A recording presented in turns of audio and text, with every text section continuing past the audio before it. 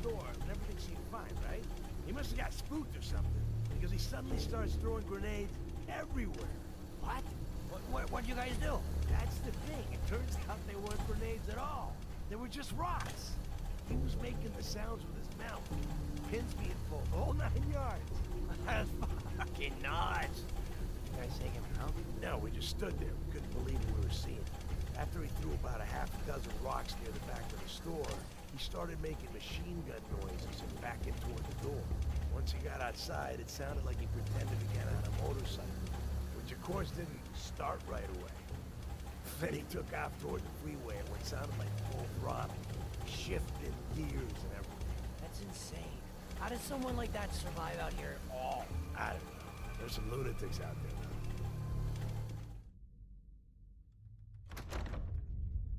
That was a good one. You have any more stories like that? How much time you got? Yeah, I have a few. Let me see. A couple years back, before I met Clutch, me and a couple friends found a young kid on the north side of the Charles. He wasn't that young, probably around 18 or so. Anyway, after hanging out with him for a while, it started to get dark, so I built a fire. I kid you not. As soon as I lit the first match, the kid screams, "What are you doing?" and knocks the match out of my hand. He knocked the match out of your hand? Why'd he do that? Shh! I'm telling a story. So, yeah, he knocks the match out of my hand. I was so surprised that I swung and broke his nose. He said he was sorry, and get this. He said he was afraid of fire. Oh, man. He was afraid of fire? I just told you he was afraid of fire. You keep interrupting me, it's irritating. As soon as he told me that, I thought of something. I quickly apologized for hitting him and told him it's nothing to be ashamed of. That night, me and the others got this kid so drunk so fast, he passed out within an hour. We then dragged him to the banks of the Charles. We also dragged 6 or 7 mattresses and tied them in a circle with one in the middle.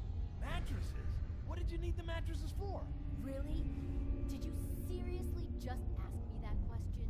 It's a goddamn story. All you have to do is listen. So yeah, we tied all these mattresses together, and then we placed one mattress in the middle and put the kid on it. We doused all the mattresses with gas, except his, and then lit them on fire and pushed them down into the water. We followed the burning mattresses down the river, laughing our asses off, waiting for the kid to wake up.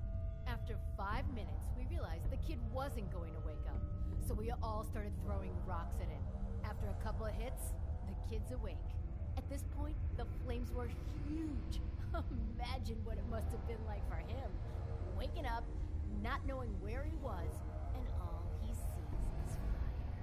The kid tries to stand up, but can't get his footing on the soggy mattress. At this point, I'm laughing so hard I fall down. That is crazy. I bet he overcame his fear of fire. Huh? Trial by fire? Nah, he never did. Turns out the kid couldn't swim. Anyway, that's that. Didn't see that coming.